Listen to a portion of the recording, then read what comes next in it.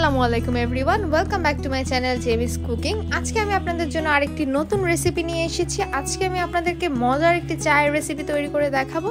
আর এই চায়ের নাম হচ্ছে ক্যারামেল মশালা টি। এই চাটি তৈরির জন্য প্রথমে আমাদের ক্যারামেল করতে হবে। আর ক্যারামেলের জন্য আমি নিয়ে নিচ্ছি 2 টেবিল চামচ চিনি। যারা মিষ্টিটা চায় বেশি পছন্দ করেন তারা এই পরিমাণে নেবেন। এরপরে 1 টেবিল চামচ পানি দিয়ে আমি ক্যারামেলটা তৈরি করে নিব। চুলার আঁচ মিডিয়াম টু লো এর মাঝামাঝি রেখে কিন্তু ক্যারামেলটা তৈরি করতে হবে, তা না হলে কিন্তু ক্যারামেলটা বেশি পুড়ে যাবে। যখন এরকম গোল্ডেন ব্রাউন কালার হতে শুরু করবে তখন আমি একটু উল্টে পাল্টে নেড়ে দিচ্ছি চারপাশ, যাতে খুব সুন্দর একটা কালার আসে সব দিকেই। ক্যারামেলটা তৈরি করা হয়ে গেছে। এখন এর মধ্যে আমি 1 কাপ পরিমাণ নর্মাল টেম্পারেচারে থাকা পানি দিয়ে দিচ্ছি। পানি দেওয়ার পর কিন্তু ক্যারামেলটা শক্ত হয়ে যাবে, সেটা নিয়ে কিন্তু ভয় পাবেন না, কারণ পানিটা গরম হতে হতে ক্যারামেলটা পানির সাথে মিক্স হয়ে যাবে। ক্যারামেলটা পানির সাথে মিক্স হয়ে গেছে। এখন এর মধ্যে আমি দিয়ে দিচ্ছি 1 টুকরা দারচিনি 2 ভাগ করে, আর 2টো এলাচির মাথাটা একটু ভেঙে তারপরে দিয়ে দিলাম। 2 টেবিল চামচ চা পাতি দিয়ে দিচ্ছি। যেহেতু আমি এই রেসিপিতে দুধ অ্যাড করব, তাই চা পাতির পরিমাণ কিন্তু একটু বেশি দিতে হবে। তাই 2 টেবিল চামচ চা পাতি এখানে আমি অ্যাড করে দিলাম। এবারে উল্টাপাল্টে নেড়ে নিচ্ছি। 2-1 মিনিটের মতো ভালো করে একটু জাল করে নেব।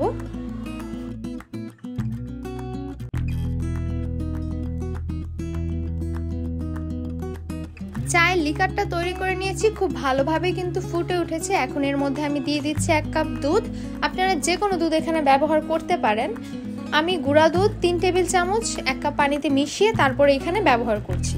দুধ দেওয়ার পর উল্টে পাল্টে নেড়ে নিচ্ছি, আর যতক্ষণ না ভালোভাবে ফুটে উঠছে ততক্ষণ পর্যন্ত অপেক্ষা করব।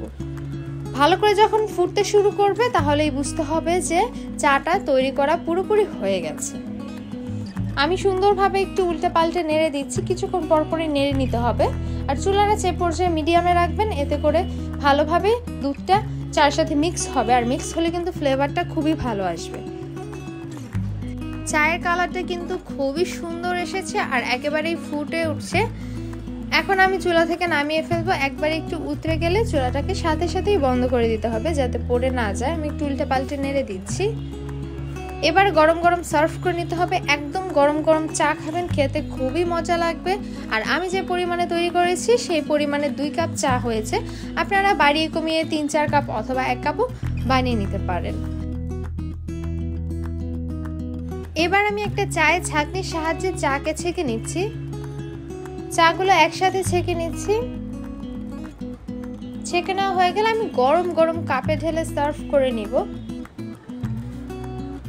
তৈরি হয়ে গেল স্পেশাল ক্যারামেল মশালা টি। আশা করি আজকের এই চায়ের রেসিপিটা আপনাদের কাছে খুব ভালো লেগেছে। ভালো লাগলে একটা লাইক দিয়ে দিবেন, আর সবাই প্লিজ আমার চ্যানেলটা সাবস্ক্রাইব করে দিবেন।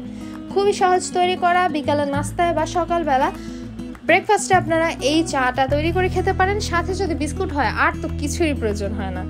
আশা করি আজকের ভিডিওটি ভালো লেগেছে আপনাদের কাছে। ভালো লাগলে একটা লাইক দিয়ে সবাই প্লিজ আমার ভিডিওটা শেয়ার করে দিবেন এবং আমার চ্যানেলটা সাবস্ক্রাইব করে দিবেন। পাশে থাকা বেল বাটনেও ক্লিক করে দিবেন। এরকম আরো ইজি রেসিপি আমি নিয়ে আসবো।